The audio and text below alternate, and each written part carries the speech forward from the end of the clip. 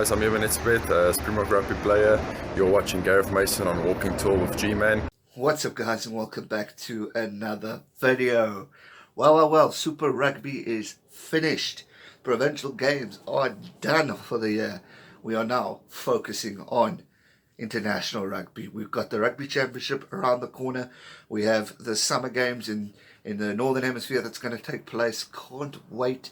And then we've got the biggest tournament of them all, the Rugby World Cup. Now, as you know, Crusaders are the Super Rugby champions. And the interesting fact, they've won it 10 times, but they've won it for the third consecutive time. Now, that's much like their counterparts, New Zealand. They are on the verge of winning the Rugby World Cup for the third time. They are favourites to win it. They've dominated World Rugby for so long. Does this mean that the Crusaders have predicted the final for the Rugby World Cup, or predicted the win for the Rugby World Cup? All Blacks wanting it 3 times in a row. Crusaders achieved it. All Blacks are well on their way to maybe getting that opportunity. If we look back at the years, All Black Rugby has been truly outstanding in everything that they have done. The development of players is truly outstanding. The quality of rugby that they produce is absolutely magnificent.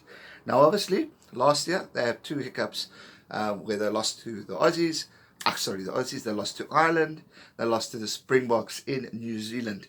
So those were big losses. Then the Lions tour wasn't the greatest memory for them, but it shows that there are times when the All Blacks can be beaten. However, they still continue to dominate the Rugby Championship. They still continue to dominate Super Rugby. They still continue to dominate winning tournaments overseas and down here in the Southern Hemisphere. They're constant with everything that they do, and they honestly show why they are the best in the world. The depth within the All Black Rugby squad is truly outstanding. If you look at the headache that Steve Hansen's currently got, you got Richie Mo'unga, you got Beauden Barrett, 2 star quality fly-offs. You got to pick one. If one goes on, so you start with Barrett, move Barrett to fullback, and then you bring on Mo'unga from the bench. Holy sherbet, you've got 2 fantastic players playing at the same time. The depth within the All Black squad is great. You've got Damien McKenzie, who's currently injured. You've got Sonny Ball Williams, who's now apparently injured as well. But the backups, you've got Marnonu, who hasn't even been featured yet in the All Black squad. You got him as a backup. You got Goodyear. You got quality, Crotty. There's outstanding players within All Black Rugby that are always there to back their players up. An All Black third team is just as terrifying as the All Black first team, because they just keep the same mindset, the same goal, the same attitude, the same commitment on and off the field, the same aggression, the same level of intensity when they play the game. They really are a unique team, and we clearly saw that from the Crusaders. They completely dominated the game. They lost to the Waratahs, they lost to the Chiefs, and they drew 2 games. Those are the only faults. Other than that, they completely dominated the tournament, which is truly outstanding. They've dominated it for 3 years in a row. Before that, I think it was the Hurricanes. So New Zealand are dominating. They're really top-notch.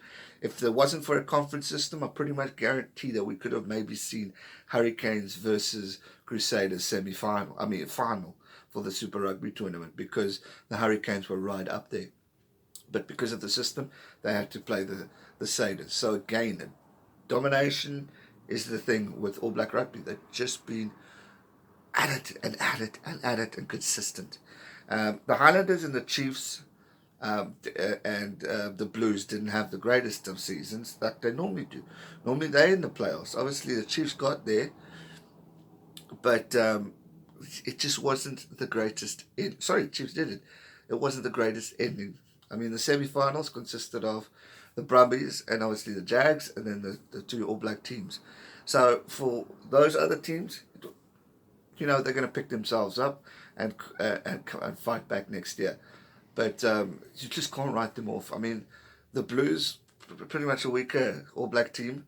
Okay, you can't write them off. They still cause upsets. They still got quality. Sonny Ball, Marnonu. Come on.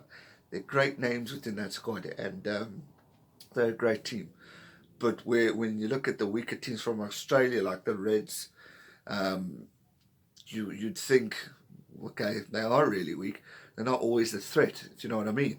And if we look at the All Blacks, the Blues are still a threat. Even though they're the weakest for the All Blacks, you still got to watch them. They can still win. They can still pull something out of the bag. And again, it just brings out the dominance. So have the Crusaders predicted the Rugby World Cup?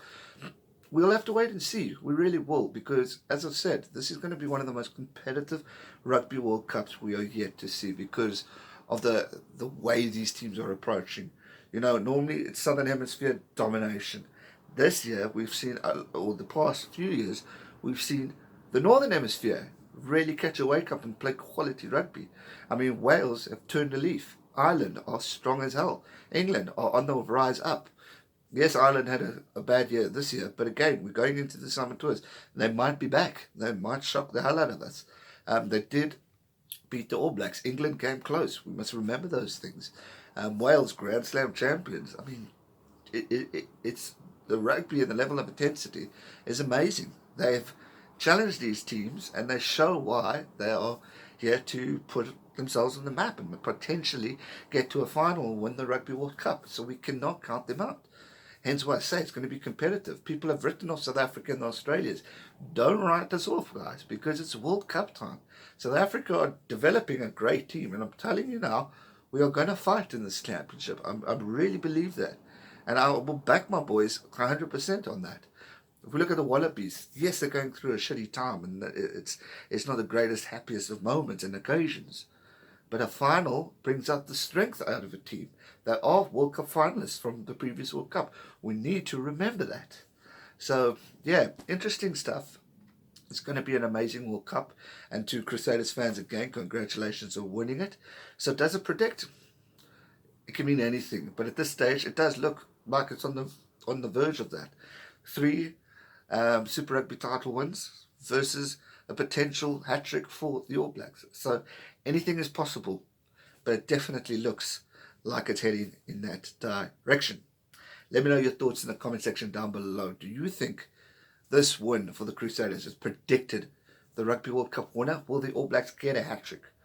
Or will we see a surprise from the other Southern Hemisphere teams like Argentina or from someone from the Northern Hemisphere?